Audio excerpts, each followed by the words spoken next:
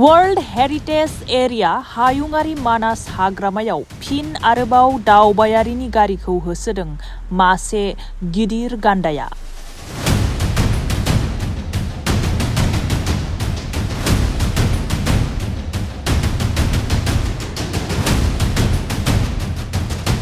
दावबायारिफोरनि गारिखौ नोजोर होनानै जोबोद गोजान होसोदों गान्दाया।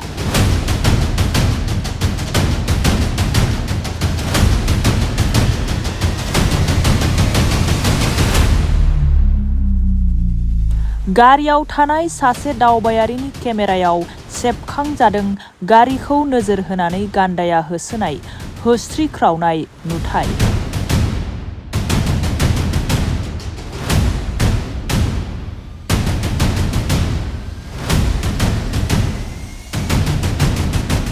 गारि ड्राइभारनि हाखु-दाखु खालामनायाव खुनुरुखुम जिउ रैखा मोनो दावबायारिफोरनि हानजाया।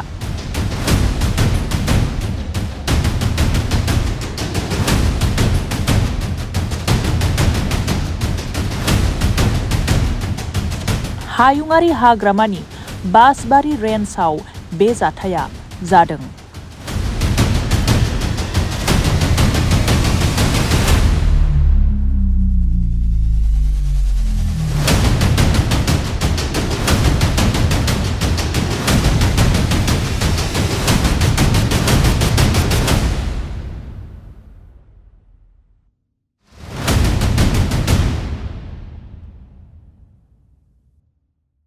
क'क्राझार सहरनि जेडि र'डजों नांजाबनाय पुलिस पइन्ट साखाथिनि एमआरएम मेम'रियेल हस्पिटालाव बेराम सोखानो हानायनि गोबां खाबु दं। 24 घन्टा सार्जेन एभेलेबेल मोनगोन आरो लोगोसे दंबावो माखासे सिबिथायफोर जेरै मोनफ्रोमबो रबिबार बारायाव इउर'लजिनि सिबिथाय, मोनफ्रोमबो रबिबाराव इनफार्टिलिटिनि सिबिथाय, मोनफ्रोम दाननि नैथि आरो ब्रैथि सनिबाराव डार्मेट'लजिस्टनि सिबिथाय, दानाव खेबनै कार्डिय'लजिस्टनि सिबिथाय, बेजों लोगोसे आइसिइउ, एनआइसिइउ, हिस्ट'पेथ'लजिनि सुबिदा दं। बे हस्पिटालाव गोबां सावस्रि फाहामनायनि राहा मोननो हागोन।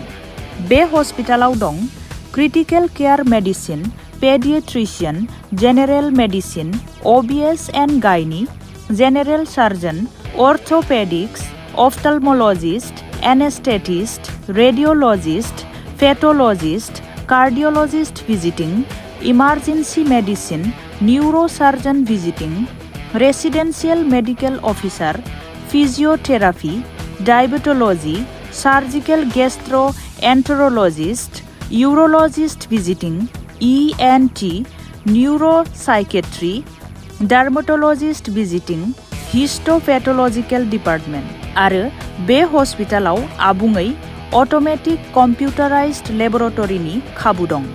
बेफोरनि अनगायैबो 24x7 emergency service, ICU, NICU, USG, CT scan, X-ray, ECG, pharmacy, casualty, operation theatre सिबिथायनि गोबां खाबु दं।